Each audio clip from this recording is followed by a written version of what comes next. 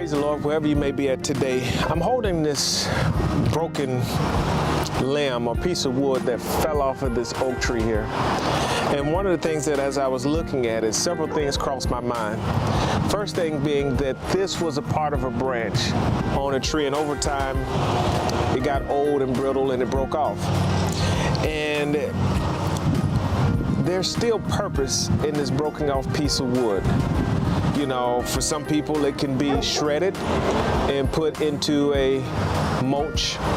It can be grinded up and made paper out of, but there's still purpose. And goes to the point we're talking about those that felt rejected, those that have been an outcast, those that felt that your life was insignificant. And that's why today I want you to understand that when we read, there were several messages that I preached on. The first one is about the leper. And when you read in Matthew the 8th chapter, this leper went to Jesus knowing that he was an outcast. He knowing that his life had lost value because of a disease that he had. But one day Jesus came along and he said, if thou wilt, thou can be made whole. And Jesus reached out and changed his life. We go on to St. John the 4th chapter, and you'll see that there was a woman at the well, and her life was unimportant. She was a prostitute. She had several men, and the men she had was not her husband. But still, her life had value. And Jesus told her all about herself. And she left there and said, come, let me tell you about a man that told me all about my life. And then we look at a story in the book about Jephthah. When you read in Judges the 11th chapter, he was rejected from his family, he was ostracized, and he was thrown away, but God still found purpose for his life. And today you may be going through some areas and some issues in your life where you felt that you've lost it all. You've made too many mistakes, but I'm here to tell you, even though that you may seem like an outcast, God still has purpose. And I want to challenge all of you today that as you listen to these messages, as you understand what God has did, every last one of them had a story to tell. If you read the story about Joseph, he had a story to tell. He went from the pit to the palace. You read the story of Moses. He grew up in Pharaoh's house and he was exiled, but then he came back to deliver all of the children of Israel and to lead them to a land where God promised them that will be flowing for milk and honey. You read about a boy by the name of David. He grew up tending to the sheep, but God made him king over Israel. And then you'll find out that each and every one that we dealt with, their life had value. And I want you to know today that your life has value. You may feel that you've went too far. You may feel that you have done too much, but God still has a plan for your life. And I want you to understand today that I brought a few people along with me to talk about some of the areas and the struggles of their life.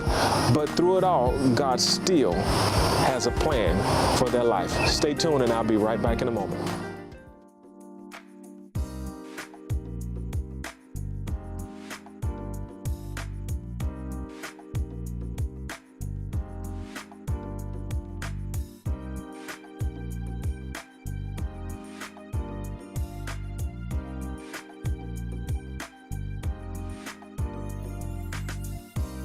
The word outcast means to me is like when a lot of people are doing one thing and you're doing something else, like you just feel like you're left out or it's different.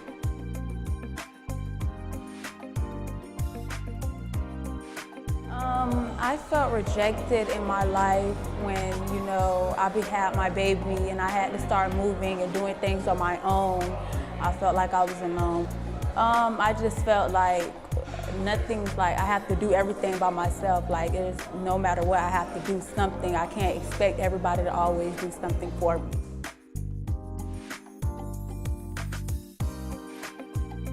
If someone in my situation today, I would just tell them no matter what to keep going, it'll get better.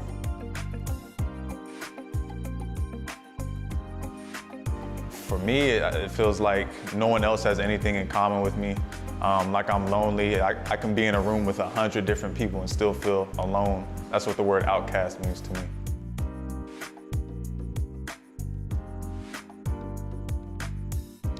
So my whole life I was a baseball player, and my dreams was to become a Major League Baseball player, play professionally in front of millions of fans.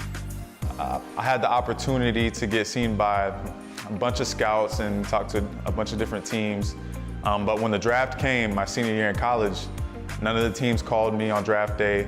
No one wanted me, and when the draft was over with, I was undrafted. So I pretty much felt like an outcast. I felt like I failed my family, my teammates, my parents and my friends and everything like that. And I felt like I failed myself. So it was really hard for me, and I worked my whole life for it. So it was rough.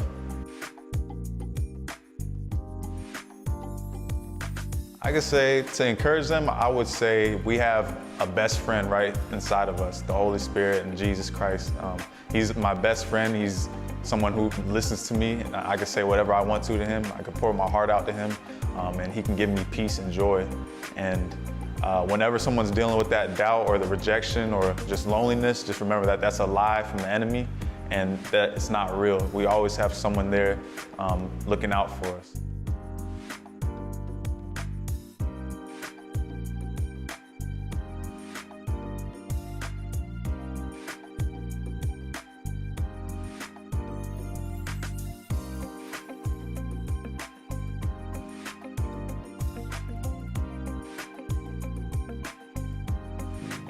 In the book of Matthew, the 8th chapter, and we go back. And he says, when he was come down from the mountain, great multitudes followed him. Watch this, Harry. And behold, there came a leper and worshiped him, saying, Lord, if thy wilt, thou canst make me clean. This is the one thing that I got up out of this text.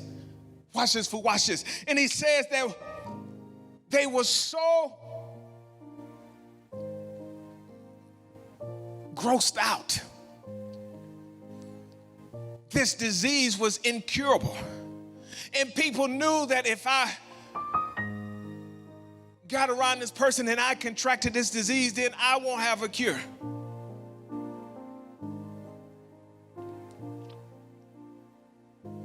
He came to Jesus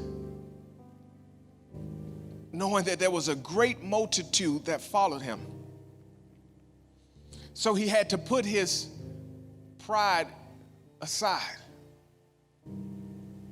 He had to put the way that he felt that other people would think about him to the side. And I'm talking to you today that you are going through a season in your life that you got to push everything out of the way. Who cares what people will know about the mistakes you made? Who cares that somebody would have to come to you and say that, was that you? He had to push all of that away. He wanted more than just a healing, fool. He wanted the healing, yes, but he knew that if he can get to Jesus, that Jesus would come in to make his entire body whole. So then I'm in a place that I need a healing, but then I need to come out of sin. So when he came to Jesus, he said, if I will, I know that you can deliver me from this disease. Because watch this, he said that if thou will, knowing that the writer tells us in Acts 1:8, and he says that, and you shall receive power once the Holy Ghost has come upon you. So he knew where the power resided at. He knew that who was the one that was going to be the one that can deliver him from that disease. But he said that if thou wilt, giving him, I know you can do that, but then can you just make me whole?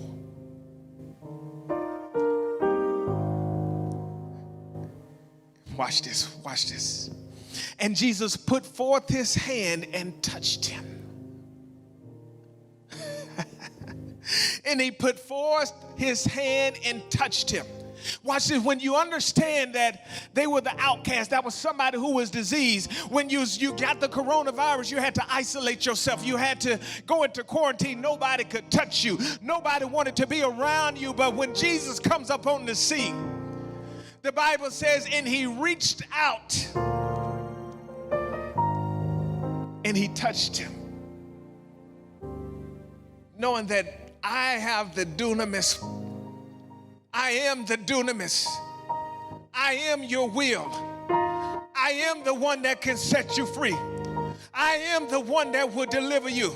I am the one that will make you whole. I am dunamis. See, dunamis is just the word of power. See, what you got to understand, you got to know today where the power resides. When you fall down and you worship him, when you hit your face and you tell God to deliver you, when you stretch forth your hand and lift him up with your heart and you say that I'm coming to the one that holds the power. I'm coming to the one that can make me whole. I'm coming to the one that can deliver me. I'm going to the power. And Jesus knew that when he touched him, his body will be made whole. Today, I want you to be challenged. Say that you may be sitting there and you may be struggling in areas of your life. I talk about this because I was once an outcast. I was the one that people didn't want to be around. Yes, Pastor Calvin, yes, I'm the one that made the mistakes. Yes, that was me. I'm the one that had people say that, wait a minute, I don't want to be around you. You're that person. I saw you on TV and these are things that they were saying about you. I read this about you in the newspaper. Yeah, that's what they was talking about you. But then I came to a man and his name was Jesus. And all he did is reached out and touched me. And I became whole. And today, the same thing that can happen for you, that happened for me, and you got to say that this is the story of the unclean. God is about to make what is unclean clean. God is about to take what's not right and make it right. God is about to turn my downward days into an upward days. The one that's going to reach out and touch you and make you clean, because you were an outcast. But God said, and I'm opening the gates, and now it's time for you to come in. It's time for you to get rid of your shame. It's time for you to get rid of that doubt, because now I'm coming into your life and I'm going to make you whole. You were an outcast, but now, somebody put that in the comment section and say, now. Put it in the comment section and say, now. He's making me clean.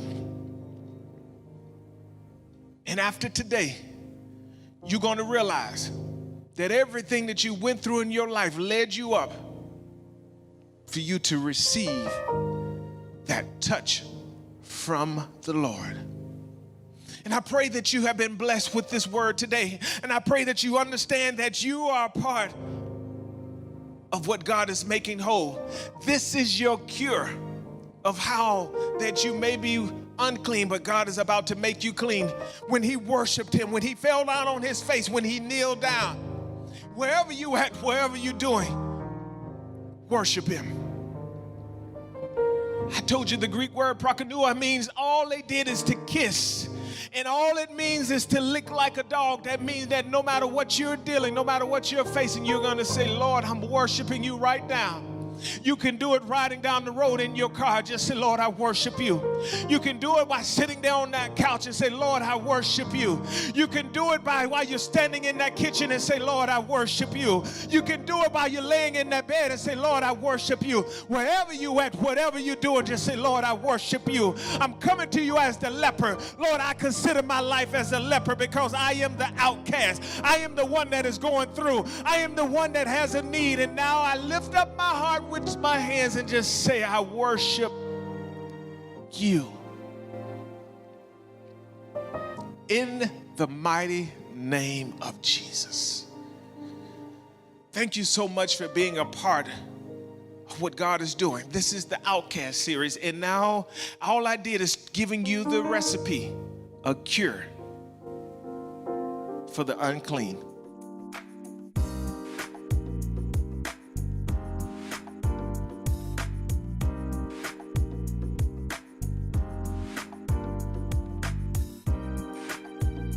Outcast, no one cares for that individual.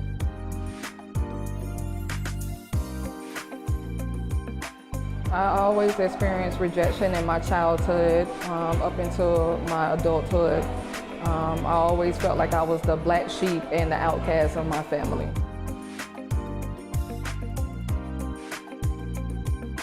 It made me feel like I was the only person in the world, like I was always locked up in a jail cell and nobody was there to free me, or no one was there to hear my cry.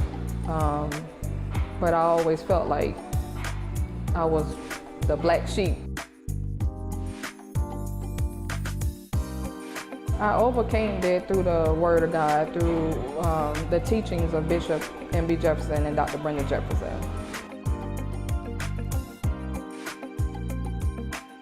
I would tell them that they're not the only ones, even though I didn't have a mentorship back then.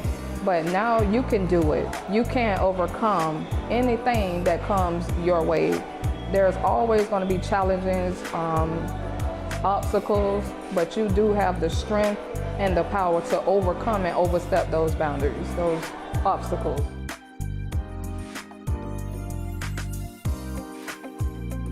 I would tell them that there's always a ram in the bush. Someone is out there looking to help that particular person. You just have to be willing to be open-minded and to receive the help.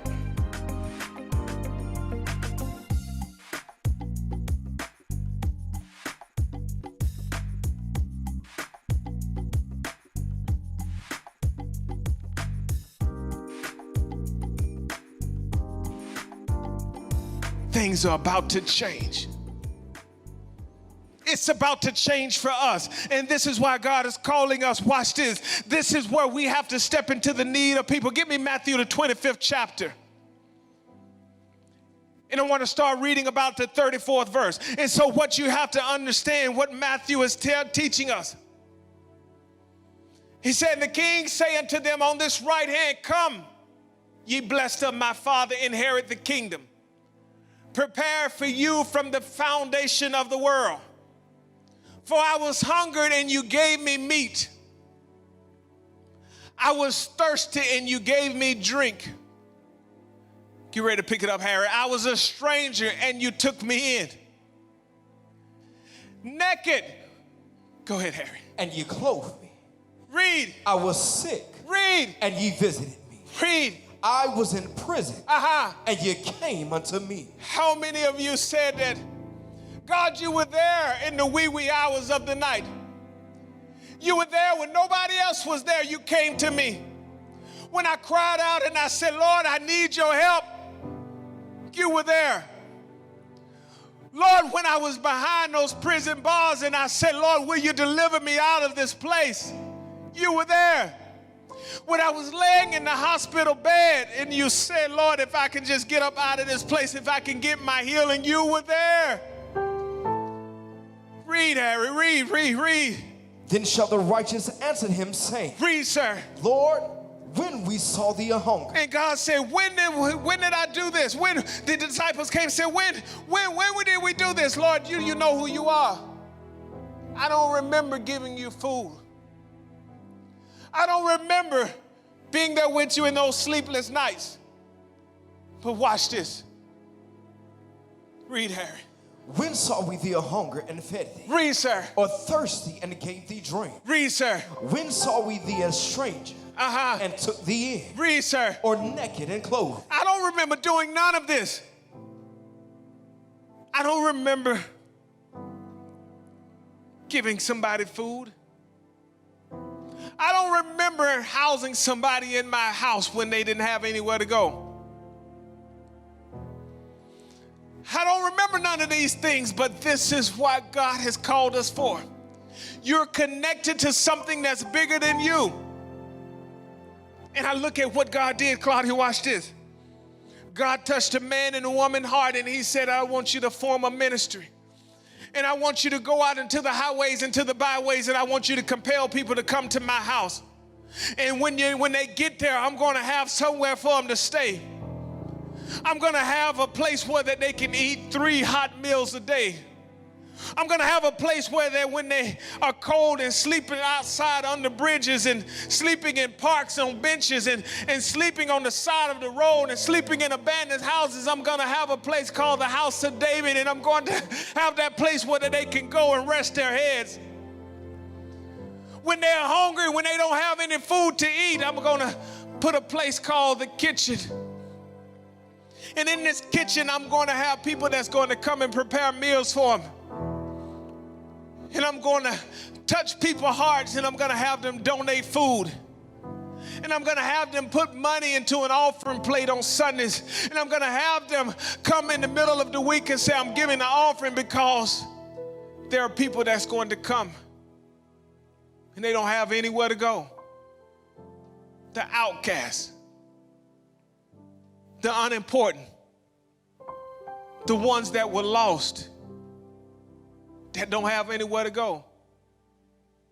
He said, I'm going to touch a man by the name of Bishop Jefferson. And I'm going to send him from Dallas, Texas. And I'm going to get a woman by the name of Dr. Brenda Jefferson.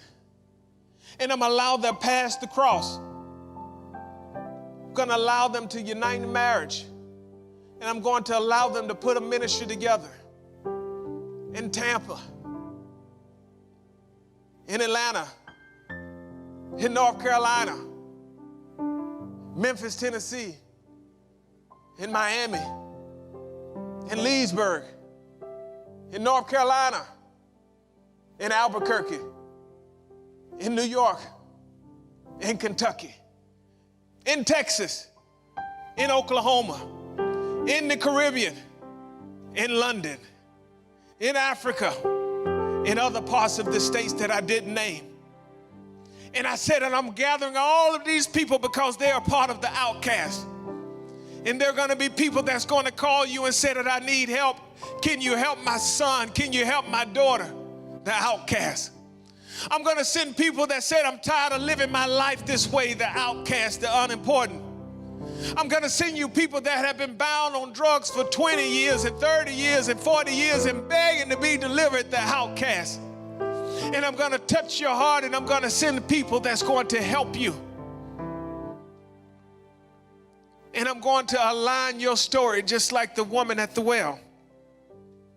It's going to come up because I want your voice to be heard. And I want you to step into the need to meet the need. I'm going to allow you to develop a clothing closet that can give them fresh clothes and and needs that they can cleansing needs, soap and water and deodorant and all lotions and all of the things that they need. And I'm going to give you the tools, and I'm going to give you people that's going to be obedient to you, that's going to see the call that's upon this ministry. Disciples asked this to Jesus, how do we do this? Finish that for me, Harry.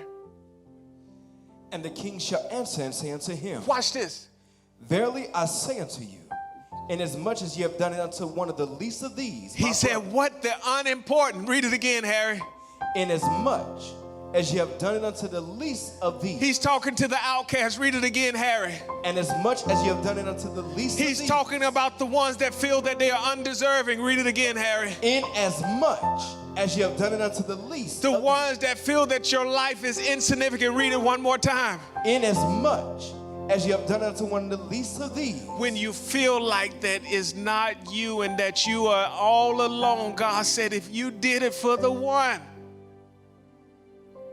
if you did it for one of them, every time that you gave an offering, every time that you donated a loaf of bread, every time that you put in labor and say, I'm going to come and help sweep up the grounds, and I'm going to help dump the trash, I'm going to help clean a bathroom, he said that you were responsible for that outcast.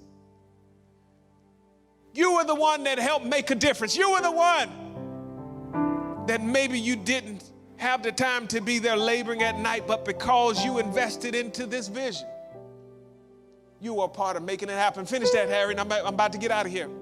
Inasmuch as you have done unto one of the least of these, Read, sir. my brother, you have done it unto me. And that's what God is telling us. And this is why God put this message in my heart talking about the outcast. And you're looking at your life and you're saying that, what can I do? But as you connect to what God is doing right here, you're helping feed that wayfaring man. You're helping making a difference in a little child's life.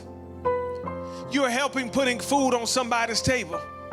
You're helping a child get back into school with necessary needs. This is what you're saying, the unimportant. And if I had a visual right now, I will put it up and I will put a line through un and say that you are important. You are who God has called. You are who God is going to use. You are who are significant to this work. So now I want to say this in closing. It's now time to give ourselves more to prayer so that we can ask God to allow us to see the struggles of others. You may feel that you're going through, but somebody else is in a worse position than you are. And that's why I want you to understand today, is thrown out the window, and you need to realize that you are important. In this Outcast series, I'm believing God that somebody is going to pull up their bootstraps and say that there's more that I can do. There's more that I can be of a help. And if I can help anywhere else in the world, I can start right here in my home church. If there's any more that I can do to make a difference, I can give more of my time, I can give more of my resources, I can give more to help. And saying that when the king says, how did I do all of these things? If you did it for one, you did it for so many more.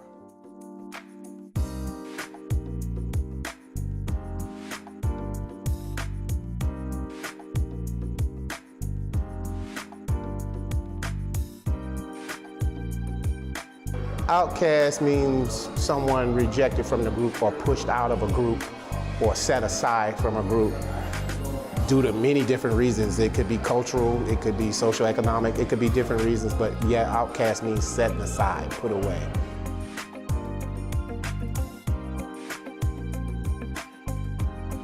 I faced rejection several times in my life, from a teenager in my youth all the way up to my adulthood.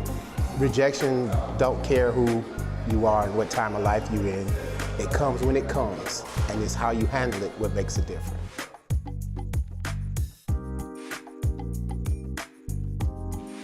My first thing is prayer. Ask God to lead me in the right direction, or give me the discernment to see which direction I should go. It was a lot of prayer. Music was my pacifier. I picked up the guitar and fixed myself with music. First, I asked them, is God a part of their life? And prayer works. And communicate. Let some people know how you feel, because you may just find out you're not by yourself. Other people are feeling the same way you feel. And if you reach out and find out you have a community, it makes you feel less lonely.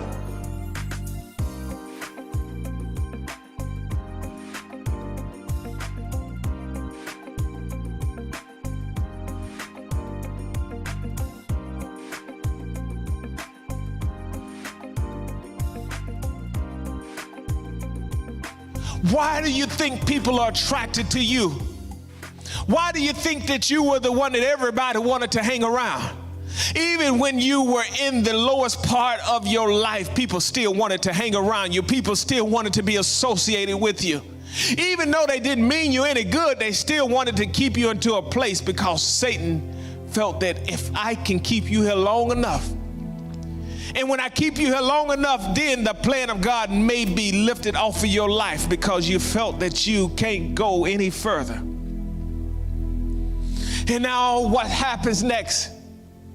It reminds me of this story in the Bible in Luke the 15th chapter, Harry, where you see that there was the prodigal son, and the prodigal son goes to a place where that he felt that he needed to leave his father's house, but then he leaves, and now he loses all of his inheritance.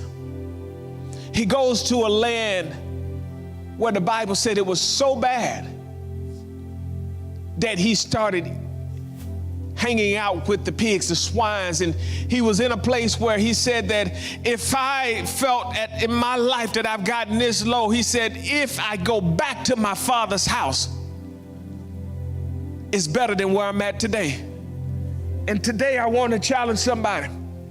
That spirit of rejection that's on your life, that spirit that's causing you to say that you're not worth it, that spirit that's trying to get you to commit suicide, that's trying to get you to think about that you're not loved, trying to get you to leave the church because you felt that you've been rejected. You're saying that my pastors don't understand me. You're finding yourself pulling away. That fight that you had in you, you don't have no more. That longing that you once had, you don't have no more. That desire that you had, that you wanted to pray and to seek God's face, that you wanted to hit your knees and pray, is no longer there. Because that spirit of rejection is there. And that's why we're talking about Jephthah. Now you see that in his life, his name represents whom God set free. And today I come by to tell you that God is about to set you free. Watch this. Harry, give me Psalms 40:2. And when you're seeing that what is taking place right now, that when that spirit of rejection is turned around, your rejection is going to take you to a place of elevation. Read, Harry. Psalms 40:2. Read, sir.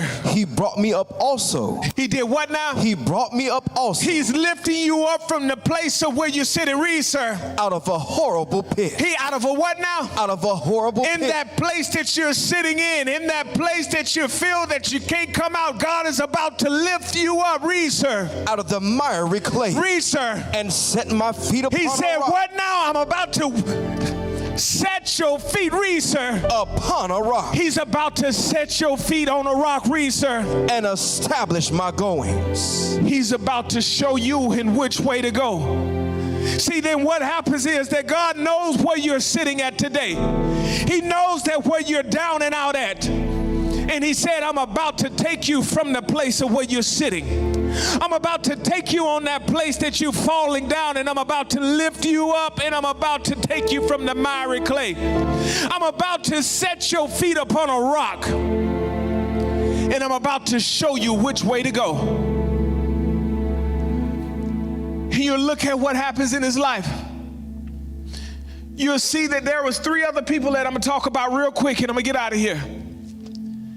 You'll see that Joseph, he was sold by his brethren and imprisoned by the man that who he labored for, who he worked for. We look at Moses. He was rejected by his brother and he was pursued by Pharaoh. And all he did is said that Pharaoh, my God, said, let my people go. And today I'm telling you that the enemy is going to have to take his hands off of your life. And if you're sitting there and you're feeling that spirit of rejection over you, you're feeling that spirit that nobody loves you, you're feeling that spirit that you can't come up out of this, but God told me to prophesy to somebody today and said that I'm about to pull you up out of this miry clay, and I'm about to set your feet on a solid rock, and that rock is Jesus Christ. See, we look at Joseph's life and you see that how much he had to endure. He had to be endured that his brothers threw him into a well. He had to endure being sold off into slavery. He had to endure being cast into prison. But in the end, his story changed. You see that Moses, he was exiled from his people. He grew up as an Egyptian. But one day his life changed. And he had to leave the land which he was familiar with. And when he left this land, God put him in a place of exile for 40 years. And in 40 years, you'll see that now his life is about to change. And the land where he was rejected from, come on somebody, the land which he was rejected from, where he had to run from, that he had to flee from, God sent him back. And he said, Pharaoh, let my people go. Now we look at David. David, he was rejected to be king. He served his king. He loved Saul, but he was rejected. Saul tried to kill David for time after time again because he didn't want to give up which God had rejected. God rejected Saul and he promoted David, but Saul didn't want to release his reins. Now we look at Jephthah. You'll see that his life changed. He had to leave his land. He had to leave his family because his brothers didn't want to give him his inheritance. Because why? He was the son of a harlot. And I'm talking to somebody. You may never have had a relationship with your mother. You may not have had a relationship with your father, and you grew up with the spirit of rejection on you. You may have made a mistake in your life, and that mistake has been that cloud that's been looming over your life. And you're asking yourself, when will this be over? I can relate to Jephthah. I can relate to his story. But one thing that I like about his story, he was a man of valor. No matter how hard it got, he knew how to fight. And today I want to encourage somebody that's watching, that's listening to me today. Don't lose your fight. The moment that you lose your fight, you're going to find out that somebody needs you to fight for them. And you'll see that when he went to the land of Tob, and Tob is just a place of good or goodness, the same people that rejected him came back and said, we know a man that will fight.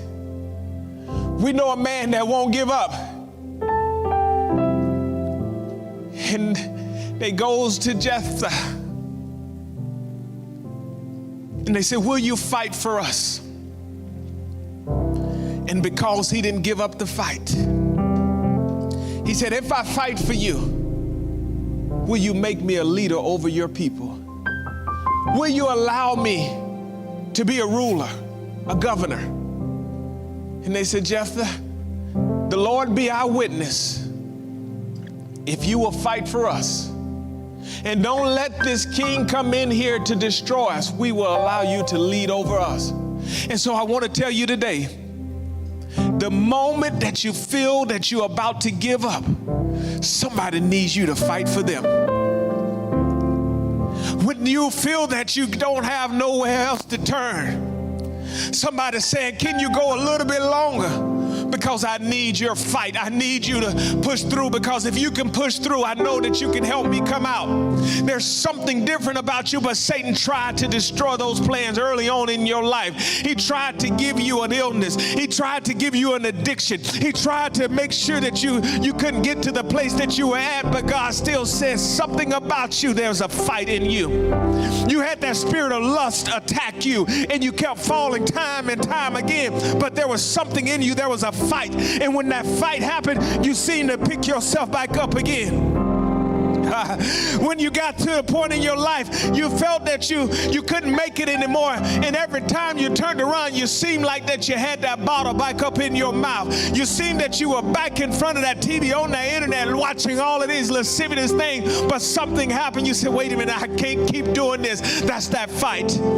When you got to the place where you wanted to stick that needle in your arm again, and you said, and I'm tired of going around and around in circles, and I keep falling, but the Bible tells me the righteous falls 7 times, but he get back up again. That's that fight. And see, when you look at your life and you see that somehow, some way that you seem to get back up again, you said, I'm not going to always be like this. I'm not going to always continue to have to live my life this. You said, I'm going to keep fighting. And as you keep fighting, somebody is watching you from a distance. They're looking at your life and they say, wait a minute, Pastor Calvin was able to come up out of this. They say, wait a minute, fool, you see, I see how God did for you in your life. They're going to say, Harry, I've seen the struggles that you've been through, but you're still fighting.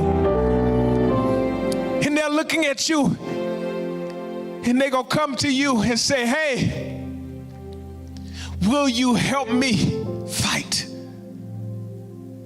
There's a story that you have to tell, but don't give up the fight.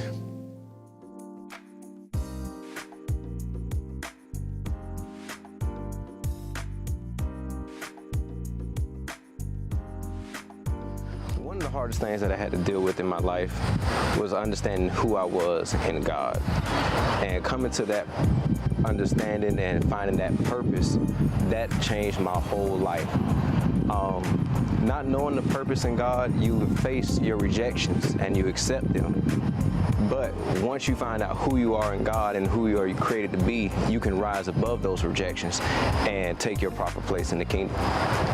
So I would have to say the lowest point in my life was me facing losing everything from my family, children, wife, because of decisions that I made and those consequences that they brought.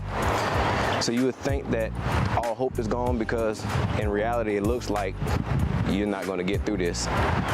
But it's in that I found keeping my focus on God, keeping my trust in Him, knowing that if I please Him, that He can fix any situation.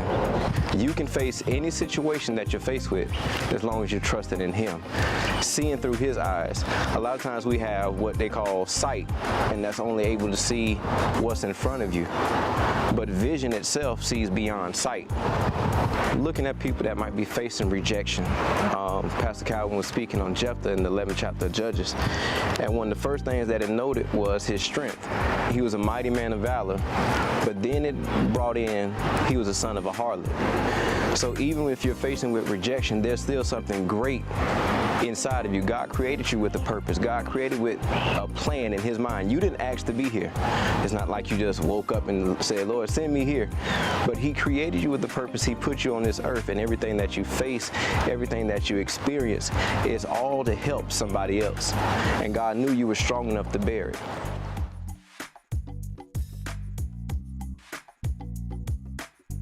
Of course. I mean, as a young man, of course, I was rejected by courtship. Every young man has to go through that struggle. Of course, as you get older, you begin to feel the rejection when you apply for work or a sports team or something of that nature. Everybody has that natural balance. But those aren't the things that really bother you when you're growing up. What hurts the most under rejection is when people that you aspire to look to or look up to, when they reject you. And sometimes rejection doesn't come flat out. Sometimes it's hidden. Sometimes it comes in a way that you didn't expect. I mean, I can think of a time when I was young, I looked up to my counselors, and they basically told me when I was young that I was a loner.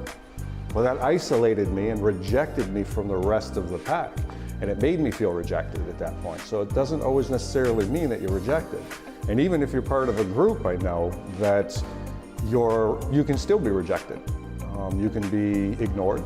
You can be called upon to be last in a situation where there's, they have to pick people, like, for instance, on a softball team where they have, or a squash ball team where they have to pick the order number, you're last. That's still a feeling of rejection. So it happens to all of us a lot, all of the time. It's how we deal with it that really makes a big difference.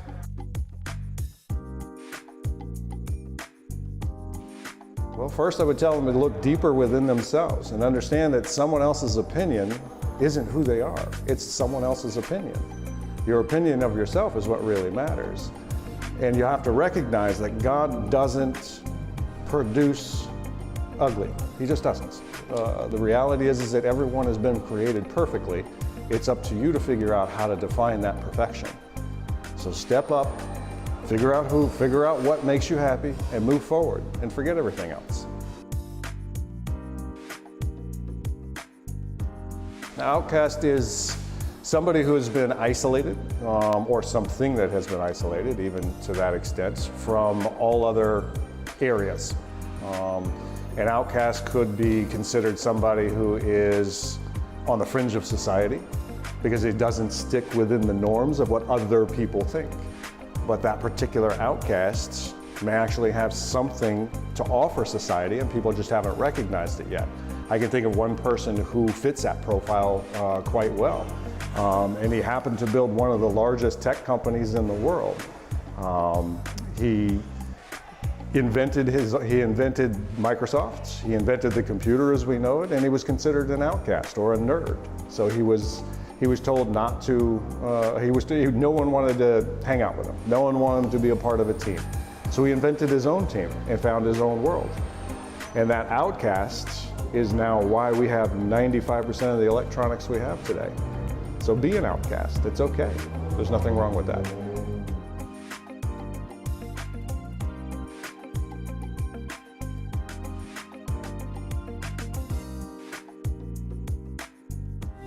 I pray that this series has blessed you, and as you've heard from so many, and as you've looked back and looked over the messages that I've ministered over the last few weeks, I want you to know that your life is significant, that no matter what you're facing, no matter what you're going through, God still has a plan to bring you out. In the midst of your struggles, in the midst of everything that you're going through, the Bible teaches us, it says, all things work together for the good to them that love the Lord and who are called according to his purpose. I want to challenge you today, and I want you to understand there is purpose in your life.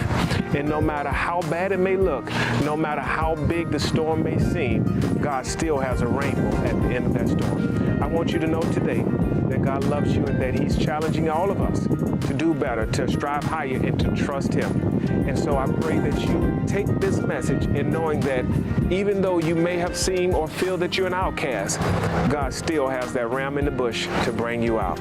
Guys, God bless you, God love you. And before we leave here today, I want to offer you all an opportunity to sow into this ministry. And as you sow, you're going to find out that you're sowing into good ground. The Bible tells us in the book of Hebrews, it says that we are witness to show that he lives. And as you sow into this ministry, as you sow your financial seed, you are declaring, you are that witness to say Jesus Christ lives. Because I'm sowing into this ministry because this is good ground.